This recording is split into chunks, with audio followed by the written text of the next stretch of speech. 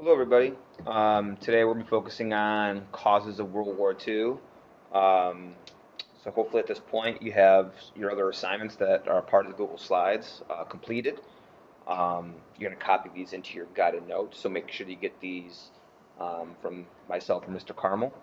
Um, you can also, if you're at home, you can also download them and fill them in um, as a Google Doc. So that's what you should be doing if you're at home. All right. So cause of World War II is, should be no surprise. We talked a lot about this in our World War One unit and how the Treaty of Versailles is going to be a direct consequence that will lead to World War II. Um, because of remember, think about the terms of Treaty of Versailles. You have Brat. They placed all the blame on Germany. Germany to pick all the war reparations, all the war debt. Germany reduced their army. Germany reduced their territory. So Germany, guys, after World War One is going to be basically ruined economically, emotionally, um, after the war. Embarrassed. Basically like Germany versus the world. And the average German citizen is going to suffer throughout the 20s. And think about what, kind of what we talked about was kind of what was going on in America with the Great Depression and the businesses that were starting to slow down, farms were starting to slow down, industry was starting to slow down. Well, think about how that was in America, and think about how worse that would have been in Germany. So the Treaty of Versailles just left too many bitter feelings. Italy, for instance, they were on our side during World War One. Well, remember they were the flip flopper. They were originally on Germany and Austria-Hungary side, but then they flipped to our side. But ultimately, they were invited to the Treaty of Versailles, but they didn't get what they wanted. They didn't get that was promised to them. All they really wanted was land, which they did not get. So this left some, really bitter feelings with Italy toward the United States, toward Great Britain, toward France, that will ultimately lead to the rise of Benito Mussolini.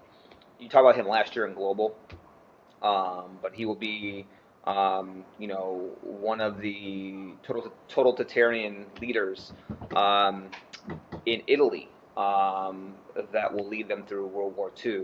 That will become one of our main enemies. Then you have Japan. Japan, same thing. They were on our side during World War One. They went to the Treaty of Versailles to hopefully have some input. The biggest thing they wanted was respect and land. They did not get any of those things. So this left them very, very bitter and kind of let them realize that they were really not an equal partner um, with or respected amongst the West. Um, so this will lead to them kind of starting to kind of float towards more aggressive policies that will ultimately lead to Pearl Harbor, which we'll get to later on. Obviously, the Soviet Union, they were on our side during World War One. They fought for 3 years, had tens of millions of lives lost, billions of dollars lost. They contributed to the war. They contributed by having a two-front war, East and Western Front, and U.S., Britain, and France did not include them in the treaty negotiations because Britain, France, and the United States refused to recognize the Bolsheviks. They refused to recognize the communists as being the rightful government um, in Russia. So they lost lands, and they that left them bitter and a big divide between communism and versus democracy, as we talked about in the 20s with like the rise of communism, the Red Scare, etc. So I know I have on the slide Hitler, but Stalin, Hitler, Mussolini, Hirohito Tojo, they're going to use this treaty as leverage to appeal to their people. Hey, it's us against the world, and nobody respects us, and we need to join together. So this will create really intense nationalism, where where these leaders will have targets. They could blame other people, blame other things for why they're at, and unite and cause um, a lot of extremist policy and views towards certain people and different people, even amongst their own borders, that will obviously lead to some of the tragedies and disgusting atrocities that they're going to be accused of doing, like the Holocaust or Stalin's famine or the rape of Nanking, just awful, awful things. Um, so, so the second thing, kind of as I already talked about, the second thing cause of World War II is the rise of totalitarian dictators. So I'll do what I said, Hitler, Stalin, Mussolini, Hirohito. So these leaders are going to have absolute power and provide hope to their people. Again, that whole us against the world, let's unite. So that meant a lot of extremist policies, like we need to silence all opponents, silence the other side, and that led to purging and killing. So in the Soviet Union, for instance, it led to sending people to the Gulag, Siberia, where basically you are left in this frozen tundra to basically die. Um, that led to the Holocaust, that led to, again, a lot of awful, awful, awful things being done. Even political opponents. You have Hitler killing all of his political opponents. You have Stalin doing the exact same thing. They wanted everybody being on the same page. See here in the picture here, flags, posters, demonstrations, marches, parades. The media was controlled by these parties. You know how we have in our country, you have Republicans and Democrats, and you have Tea Party members, and you have the Green Party, which I guess those are more minor parties. But in these countries, you were only allowed really one party, which was then either the communists in the Soviet Union um, or you had the Nazis in um, Germany. So again, just some other little, tidbits here. So what makes a totalitarian government? This is all review flash from Global, but the government has complete control over all aspects of the state: political, military, economic, social, cultural. They basically brainwash. It's intense, intense nationalism, and they really promote that through the flags, the posters, the propaganda, etc. As you said, they're highly nationalistic, flags, salutes, rallies, uniforms.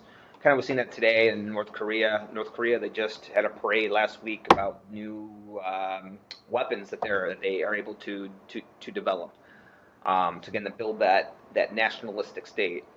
Strict controls and laws, military state. So you have secret police and army, your military that's visible in the everyday streets. The country's run in a very militaristic way. Censorship. They're not very open to new ideas.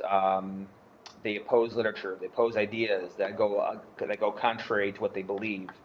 So you can kind of go ahead and read through this, but pretty for the most part, review from last year. All right, the third thing causes of World War II, the failure of the League of Nations. So remember the League of Nations was developed after World War One, but remember the U.S. did not join it. It was our idea. Woodrow Wilson developed the idea. He went on a campaign tour to try and promote the idea in the United States, but Congress did not pass it. It did pass in Europe. So because we didn't join, you have a superpower that was not a part of this organization. And basically, guys, countries weren't willing to use their military to enforce, to protect the policies of the league. And when you're not willing to use the military when countries are starting to become aggressive, then what's the use of it? So again, here's some examples down here. Japan invaded Manchuria in 1931.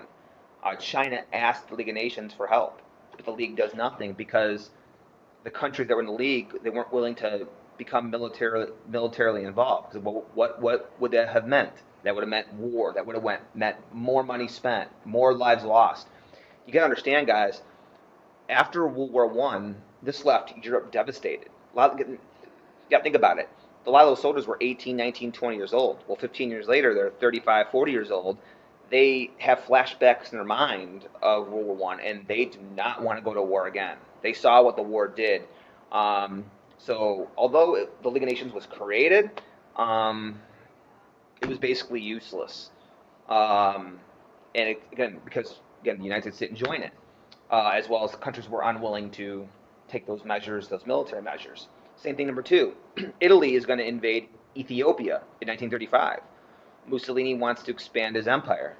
Same thing. Ethiopia appeals and asks for help for the League. They do nothing. Because again, same thing. They don't want to get militarily involved. The countries that are in the league do not want to militarily or economically commit soldiers or money to this, because countries are still rebuilding on their own countries. And then number three, Germany sent troops to the Rhineland. They began building up their military. They reunited with Austria. They attacked Czechoslovakia. So all three of these things, guys, these were all violations of the Treaty of Versailles that Hitler was doing. He was building up his military. He was sending troops to the Rhineland. He made an alliance with Austria. Those were all violations. Again, the League did nothing. They let him do it because, again, they were unwilling to go to war. And then the fourth cause of World War II is appeasement. What does appeasement mean? It means basically that you give in to somebody to avoid a conflict. So the League of Nations and many of the countries during World War I, U.S., Britain, France, were unwilling to use military during the 20s and 30s. Why? Because you have the Great Depression that happened.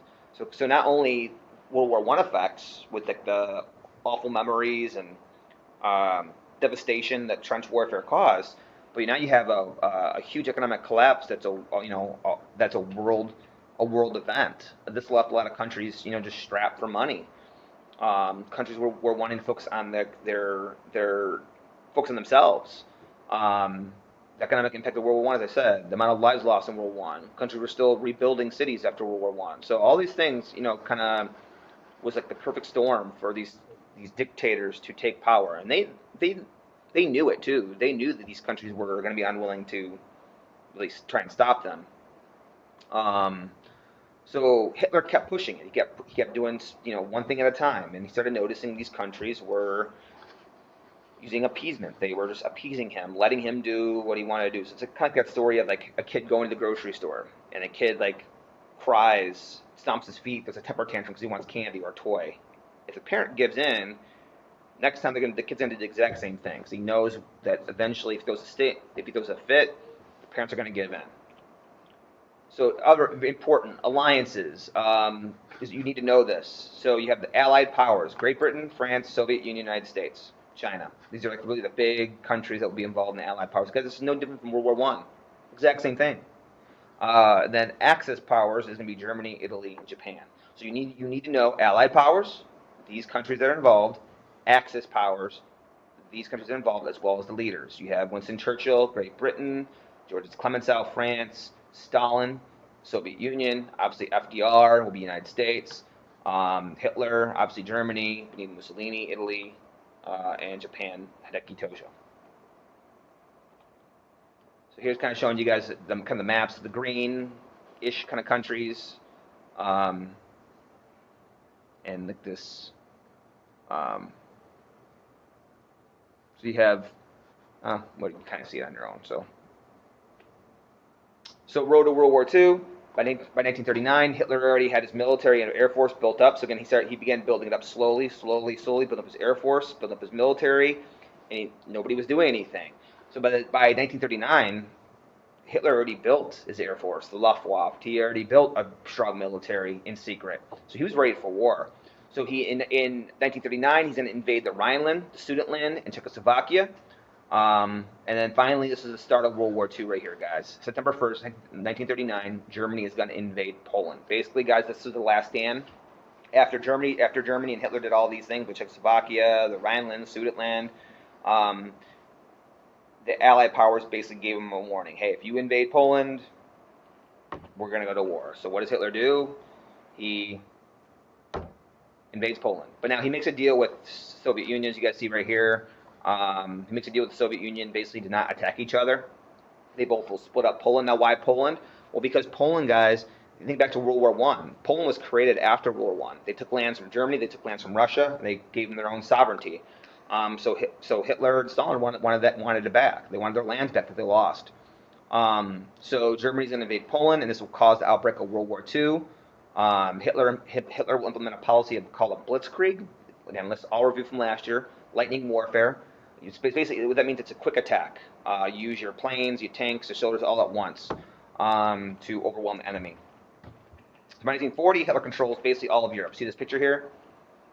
All this in red is basically controlled by Europe. The only country that's left standing is Great Britain, basically, and parts of Russia. So here's your assignment, guys. Workbook.